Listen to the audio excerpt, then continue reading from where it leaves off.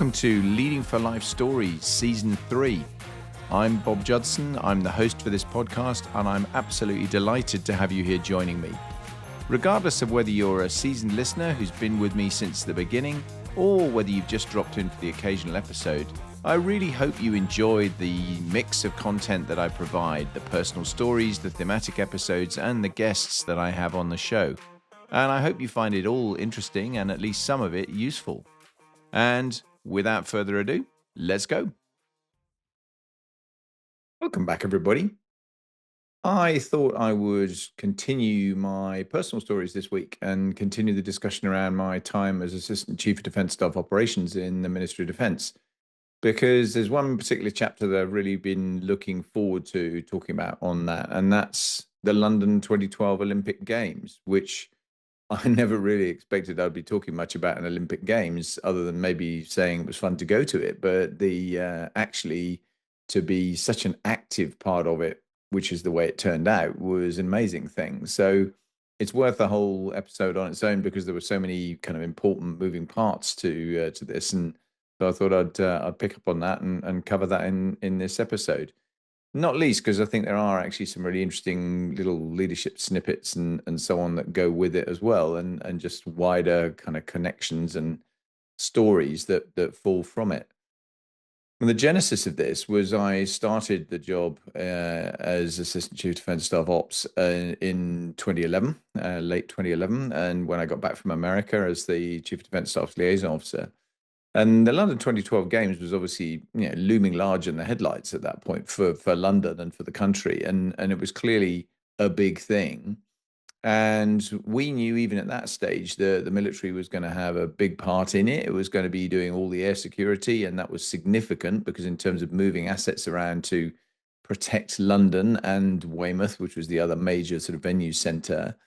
And we needed to concentrate on that. We also needed to concentrate on maritime security, particularly at Weymouth, because obviously that was an area that really only the military in both those domains could do that. We also knew we were going to have to provide special forces support in case it was needed, and bomb disposal, explosive ordnance demolition in case it was needed, because those are the sort of things that, again, you'd expect the military to do. The one thing I think we and everybody else actually was absolutely not only not expecting us to do, but not wanting us to do, was venue security. We obviously, with the London Games, that was immediately after the Beijing Games in China, and that had been very heavily militarized with an enormous amount of security presence to protect it and a very, very strong kind of military flavor around it. I don't think, more than I think I'm very certain that the International Olympic Committee, and I know the UK government, and I know the UK MOD didn't want us to be doing venue security. We wanted to be in the background doing the stuff we had to do that no one else could do, and being pretty low profile about the whole thing as we went along. But nonetheless, it was very evident, even at the back end of 2011, that this was a really, really important thing for the country, and therefore, given that we tend to be in defence, the insurance policy for an awful lot of these sort of things, it was obviously an area we had to mitigate some risk in. And I can vividly remember my first formal conversation, when I took over the job and met with the Chief of Defence Staff, and who was General Sir David Richards. And we talked about this. I said, look, sir, as far as I can see, this is national main effort. We're notwithstanding all the other things we're doing, which are many and varied, not least Afghanistan, which was very much occupying our thoughts at that stage still. We couldn't let this go wrong. We absolutely knew that we had to do it right, and we had to make a real effort to make sure it was so. I guess my own involvement was helped a little bit by the fact that my direct boss, General Sir Richard Barrons, who was the 3-star running the whole of the military strategy and ops side of the MOD, really had very little interest in being front face of anything MOD wise on the Olympic Games. So he was very happy for me to lead with it, and along with a team that were my kind of UK ops team, and that was what we did. And obviously everything proceeded forward for a while, just looking at the things we knew we were going to do. And when we knew we were going to have to change the approach to some, normal operations, we were going to base Typhoon, for example, Coningsby, which was the normal base for Typhoon Quick Reaction Alert, for a Southern Quick Reaction Alert in the UK. That was just simply too far away for doing anything with what was going to go on with the Olympic Games. So we needed to actually put some aeroplanes into Northolt, which is what we did. That required quite a lot of planning and quite a lot of contingency because obviously it's not a base we normally operate fast jets out of at all. And it was going to be, an interesting place to operate out of because of the proximity of the local population and roads right at the end of the runway and things like that. And there's some quite well-published pictures of typhoons very, very low over the runway as they, over the road, crossing into to land on the runway as they did some initial approaches back into Northolt. But that worked like clockwork. We were happy with that. The maritime piece also worked like clockwork. Everything else was on rails. And we thought, okay, well, so this is so far so good. This is all going where we want it to go. We were shadowing at the same time, though, what was going on with the kind of wider security piece. I had the MOD seat on the Home Office Security Board, Olympic Security Board, which was chaired by a man called Charles Farr, sadly no longer with us. But he was running the Office of Security and Counterterrorism, so I knew him from that guise anyway. And he was running this, looking at Olympic security in the round. And obviously, because of being in that, and also because of just our connections into what else was going on with the London Organising Committee, etc., we were a player, but we were a relatively backroom player, I suppose. We were not front and center like the police or G4S, who were absolutely supposed to be, planning and running the venue security. And G4S, big company, does big security events all over the place. This should have been bread and butter for them. And we were watching their planning effort and what they were proposing. And we didn't have a reason to argue with them. At the end of the day, that was their job. But they were essentially planning to build a workforce very, very late in the day, very close to the games. They'd got lots of volunteers that had expressed a preference, a desire to support the security effort. Quite understandably, in many ways, they didn't want to train them too early because they then didn't want them to have the training and then not actually turn up to do the job. But the assumption was that these guys were all going to turn up, and they were all going to be available in the right time to provide the people to do the venue security. And there were clearly some milestone points along the way in terms of this many people by this time and this date in order to make that plan work. And that started a few weeks out from the games, luckily. And very quickly, it became evident that actually that plan wasn't really going to work in the way that they'd hoped it was. So that was the first snag that G4S hit. The second one was they actually had a scheduling tool that was optimized really for big single venue events, sometimes over multiple days. I mean, think something like a Grand Prix where it runs over several days, but it's in a single site and it's big and complex with lots of security needs. But the Olympics obviously is running over multiple weeks with multiple venues in lots of different locations. And so that required a different level of complexity. And their scheduling tool didn't really deliver against that. So that was the other challenge that they were immediately faced with in terms of what they were trying to build and put together. So it started to become apparent from a few weeks out that things were a bit rocky with what was going on with venue security. And that meant that we started paying a bit more attention to it and doing a bit of, as we inevitably would do, a bit of contingency planning in the background without really telling anybody at that stage. We were just quietly looking at what would we do if, where would we get the forces from, who would we bring in to do this, what kind of rough plans could we have for housing them, accommodating them, etc. What kind of training would we need to do, all those kind of things. They were being gently worked up in the background so that we knew that if the alarm call rang, as it were, we would be able to respond and we were going to be in a reasonable place. And it started to become more obvious that that was a bigger risk as the timeline closed. And I can remember vividly the build up in a few meetings that we had in a quick succession of the security board in the Home Office, where G4S, the team that were there, were actually coming under quite a lot of pressure from Charles Farr about, where are you with this? I'm getting a bit concerned that this doesn't look like it's on track. There were lots of reassuring noises, but you could tell that they weren't necessarily very confidently expressed reassuring noises. And so that just intensified our effort a little bit. We started looking at what we were going to do. And vividly, I remember the meeting where it all finally came to a head, where actually at that stage, the CEO or then the CEO of G4S, Nick Buckles, was in the meeting sat opposite me at the conference table, near the head of the table, actually, with Charles Farr at the head of the table. And Charles looked at Nick Buckles and said, "Is this going to work, or do I need to do something else?" And Nick Buckles sort of looked at him, rocked back in his seat a little bit, and said, "I think you need to do something else," which was a hell of a moment. I mean, that was basically them folding their hand of cards. And the next thing is Charles Farr turned literally from one side of the table to my side of the table, looked at me and said, "What do you think?" I said, we'll do it. We can do this. And it was one of very few occasions when I walked out of that meeting, walked back to the Ministry of Defence, walked up to the fifth floor, which is where obviously the high press help all the chiefs and so on have their office spaces. And I walked up to the personal staff officer for Chief of Defence Staff, who I knew very well, obviously, and I said, "I really need to see him urgently as soon as we can get in." And of course, a few minutes later, I was ushered in, and I sat down and explained what had just happened, and essentially what I just committed the UK military to doing.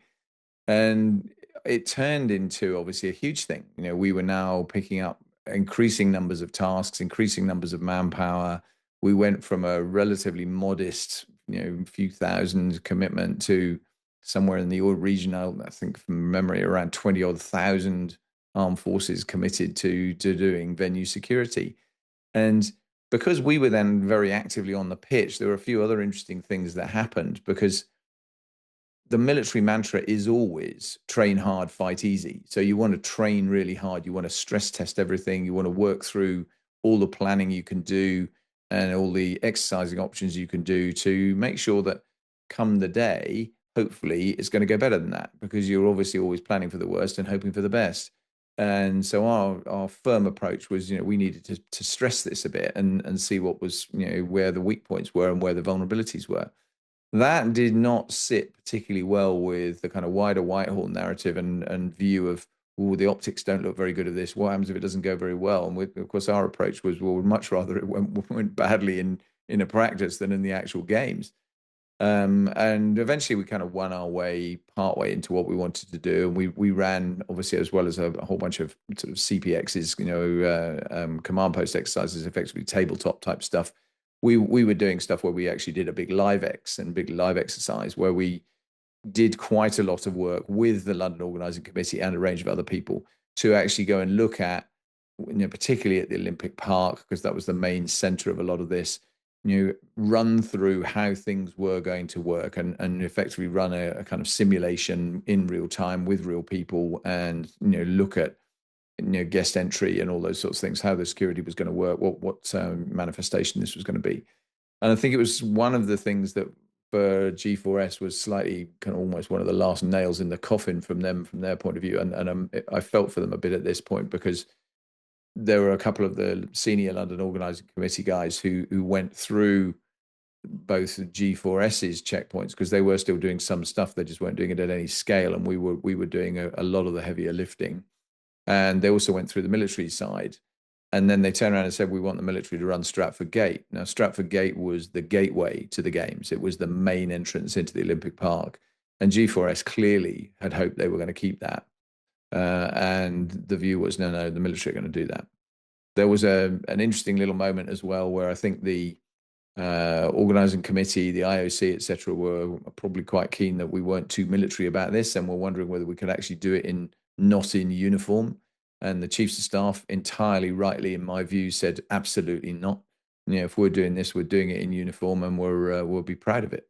And the big thing that really came out, probably the biggest thing that came out overall from all of this, was for most of my military career, the armed forces had been quite disconnected from the British public in all sorts of ways. We really didn't have that much footprint amongst the public daily, because we weren't doing things that they were seeing. You'd see some stuff on documentaries and see stuff on the news, and they knew what was going on, but they weren't actively engaged with what we were doing very much. And part of that was because you wind your clock back a little bit to the Northern Ireland Troubles, etc., where we obviously had quite significant security concerns of being out in uniform in public.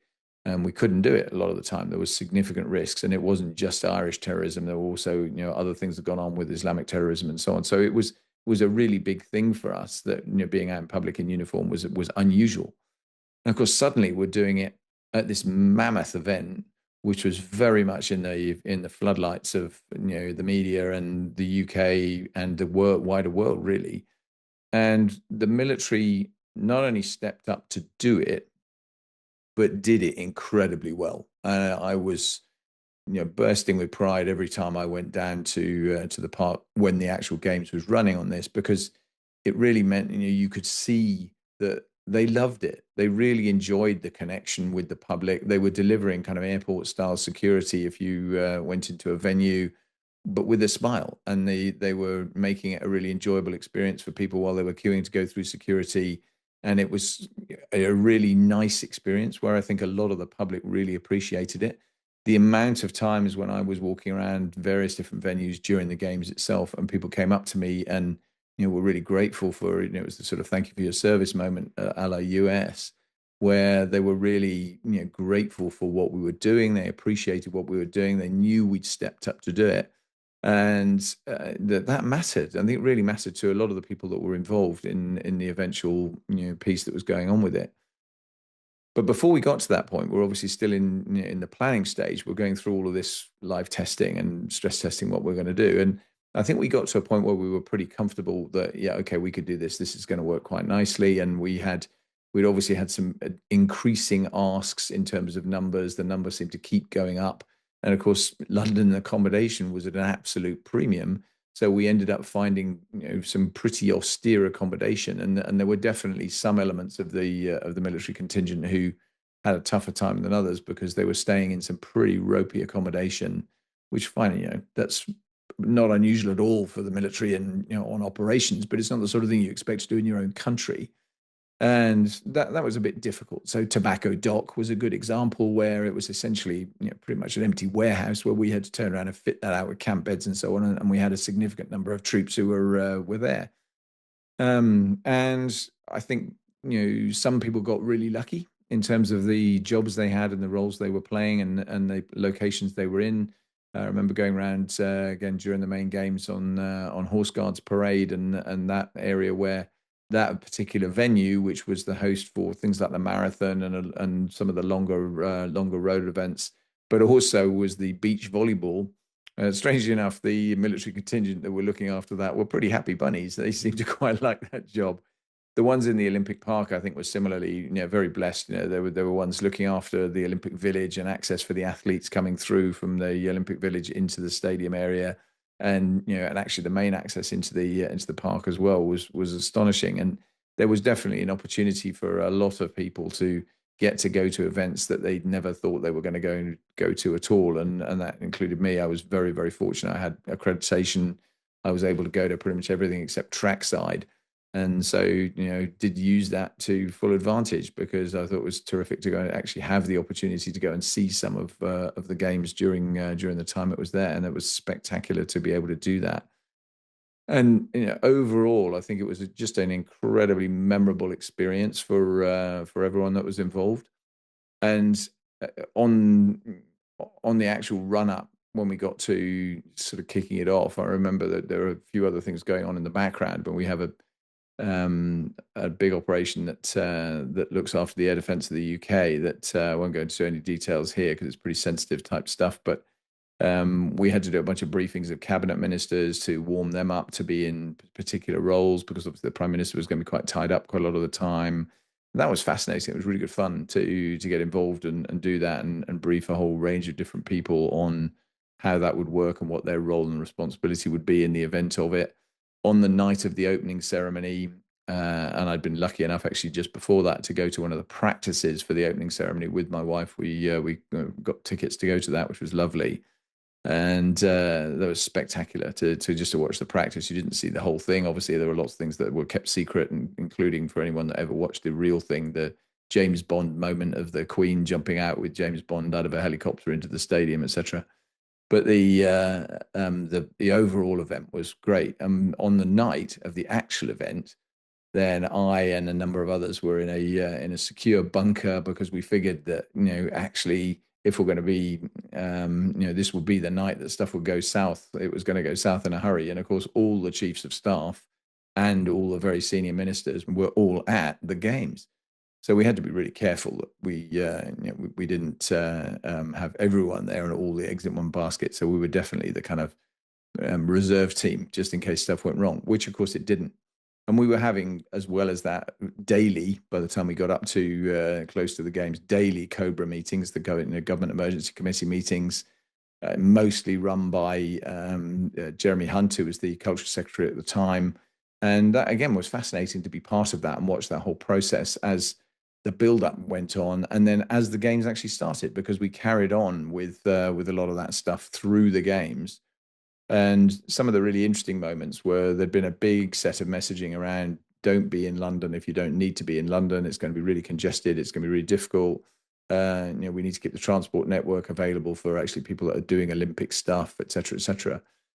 And very quickly on day 2, 3, or 4 of the games, there was a bit of a cry from a lot of retailers in particular that they were really hurting because they weren't able to do their normal job as a result of this. There was no footfall whatsoever coming into their shops because people have been very much told to stay away.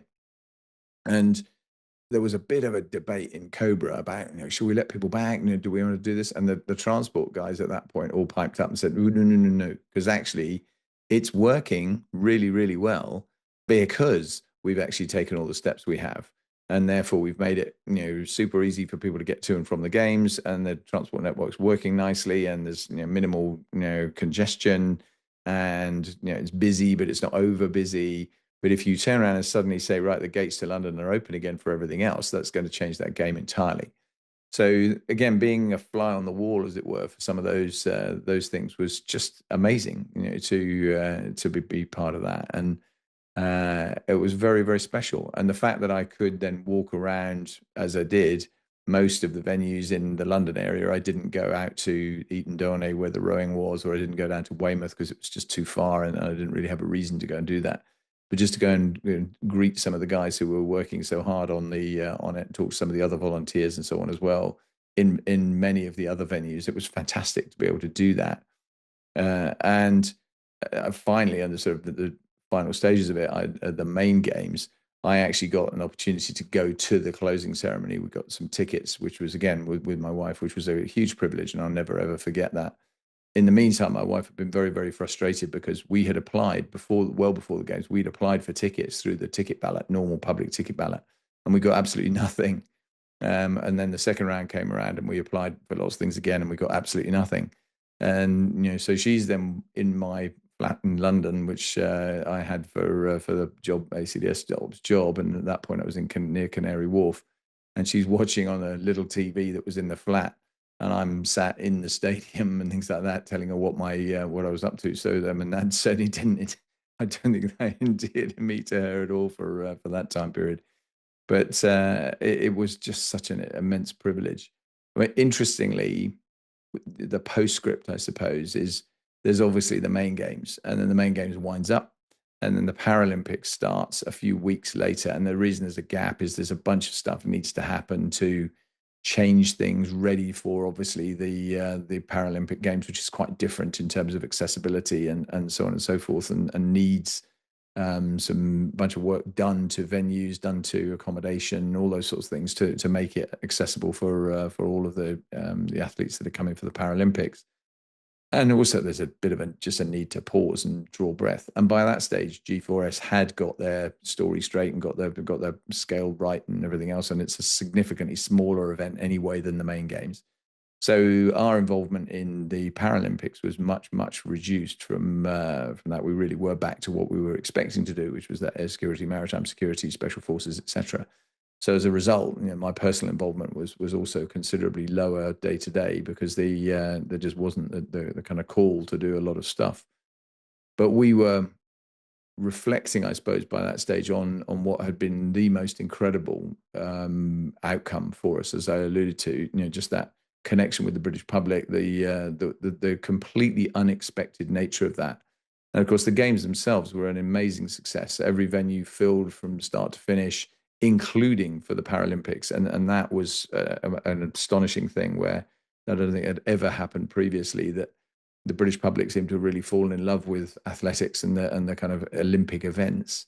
and so turned up to the Paralympics just as they had to the main games. And all the venues, including the stadium, were absolutely rammed for all of the events that were going on. And that was very, very special, I think, particularly for the athletes. I can remember being in the stadium for some of the big moments where you watched significant races, and watching Mo Farah win the 10,000 meters was one that I'll never, ever forget, because you can watch this stuff on the TV and you get a sense of what it's like a little bit watching it, and you get great coverage in terms of the footage you see.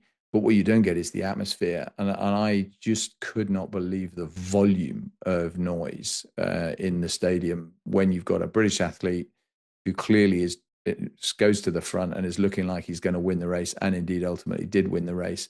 And it was just an unbelievable experience, totally unforgettable in terms of seeing and hearing what went on during that. And I can only begin to imagine what it must be like for those athletes when they're then standing on the medal rostrum, the flag going up, the national anthem playing, and and you're in your own country. Just extraordinary, really, for that. Just fantastic to have that kind of opportunity. It didn't quite end there. I went to lucky enough to go to Rio de Janeiro to do the handover to the Brazilian authorities for their games, which is obviously coming up in 4 years' time. There's a tried and tested model with that, where quite a lot of the team, including a lot of the infrastructure people that have built the park, etc., went, and we were part of the security delegation, went out to Rio to brief the Brazilians on not on how to do it at all. It was up to them as to how to do it, but what we had done and how we'd approached it, and a few kind of thoughts from our side as to what had worked and what hadn't worked, and so on and so forth. And that again was fascinating. And back to that Paralympic venue thing, I can remember being at a reception during that time, and I was talking to Sir Philip Craven, who at that stage was the president of the International Paralympic Committee, and talking to him about, he must have been really chuffed that the Paralympics had gone so well in terms of venues, crowds, and so on. And he said, yeah, it was absolutely amazing, but the sad thing is it'll probably never be that good again. And I was thought, oh, that's a bit downbeat maybe, but actually, interestingly, it seems to have improved that way when you watch subsequent games, that the attendances at some of them have not been as good. Although it's still not bad, I have to say. I was lucky enough to go to one evening event at the Paralympics in Paris last year in 2024, and it was brilliant. I absolutely loved it. Amazing evening, spectacular to watch the athletes doing what they do, and just quite extraordinary. And what I would say to you is, if you ever have an opportunity to go and be on, at the venues for that, then any of the things that they do in those kind of games are special. The stadium stuff is amazing for the athletics. The velodrome was one of the ones I loved the most. It was just a gladiatorial kind of atmosphere in this tiny little, stadium, essentially tiny venue, relatively speaking, and so 8,000 people or whatever in the crowd.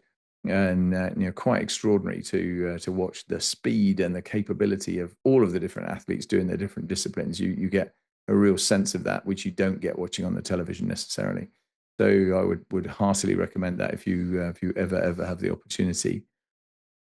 The leadership piece was relevant too, and obviously the podcast about leadership. So I always like to try and hook to some of these things. I think it was really evident that the military tends to be very good at stepping up when it's thrown curveballs like this sort of stuff, and that was a real curveball, definitely. To come and do this, quite a lot of the people that were coming at very short notice from quite far away, including from Germany and from far reaches of the UK, etc., to come and be based in London for the duration of the games. They had to pull together really well, and they did pull together really well, and they had to be led really well, and they were, and they had to be blending into a much more mixed team of all sorts of civilian volunteers and so on that were there as well. And it really showed the benefits of people who are good, adaptable, empowered, capable individuals. They didn't need people standing over the top of them telling them what to do at every stage. They just knew within the boundaries of what they needed to do, how to get on with it, what they could do, what they couldn't do, and they just did it, and they just delivered. And that's, again, leadership at its best, or at both a personal level in terms of leading yourself and leading by example, doing stuff with your small team, however small it might be, and just recognizing that if you're the leader, you don't necessarily need to be standing there micromanaging the team. Just make sure you've got the team equipped with the right kind of stuff and the right trust relationships to let them get on with it, and they won't disappoint you. They will fly. Almost invariably, they will fly, and do a fantastic job, for you and for the entire organization, because that's what people love to do. They love to feel successful. Very, very few people go out to say, right, I'm setting out to have a rubbish day here, and to do my worst. You just don't do that. People go out to do their best, and by and large, if you give them the opportunity and the right tools and the right training to do that, they're absolutely going to do it.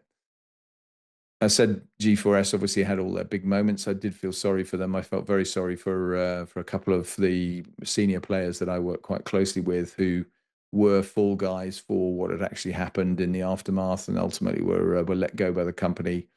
I was not surprised. Indeed, I was actually, I think it was the right decision to let go of the CEO downstream. It took a little while for that to happen, because they clearly did drop the ball. I mean, they must have been kicking themselves in many ways. I think they had gone into the Olympics thinking this was a massive, big plus for them in terms of their status, and having delivered that, what it was going to open up for them. And in the end, of course, it was memorable for all the wrong reasons.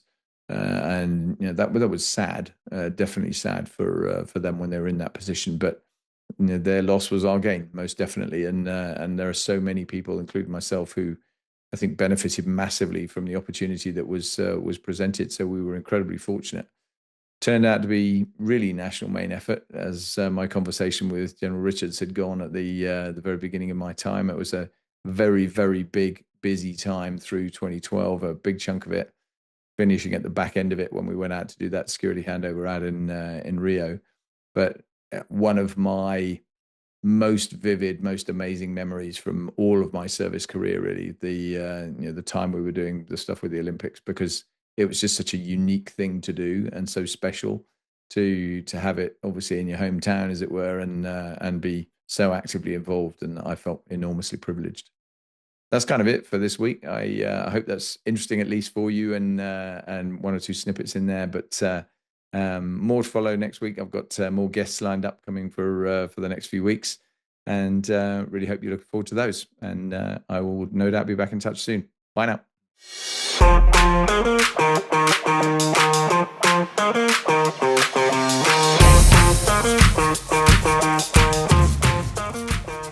I really hope you've enjoyed this short episode on the Olympics and my second part of my time as Assistant Chief Defence Staff Operations. If you did, please subscribe to YouTube, like your, follow your podcast platform wherever you're viewing or listening, and please do make sure you get notification of next episodes coming up. Comment, feedback, share, forward, repost, all those things that help, because it does make a huge difference. It's amazing how many people will listen to episodes quite regularly, but actually never subscribe, never do anything to follow up on it. I think don't underestimate how important that is in terms of broadening the reach of the podcast in the round. And the more successful it is, the more I'm going to enjoy doing it, and I think the more people benefit from, particularly from some of the guests, and some of my waffle as well, I suppose, is hopefully relatively useful. If it's valuable to you, as I always say, then please think about giving back some value and going to Patreon through the Support the Show link in your podcast platform, or the link that's in the YouTube notes for this episode. And when you go to Patreon, you'll find the ability to become a supporter, a champion, or a patron of the show. And for a pretty modest sum of money, you can make a very big difference to what I do with this. So if you're up for that and can afford it, then please think about it, because that would be really, really appreciated. And that's a really nice gesture for helping me to keep it going, which I want to do. And I value all the listeners and viewers I have, but it doesn't make it a lot easier if it pays for itself as well. That's a good thing. So thanks very much indeed. Appreciate all that you do by being here and giving up your time to pay attention to this. And we'll be back very soon. All the best. Bye for now.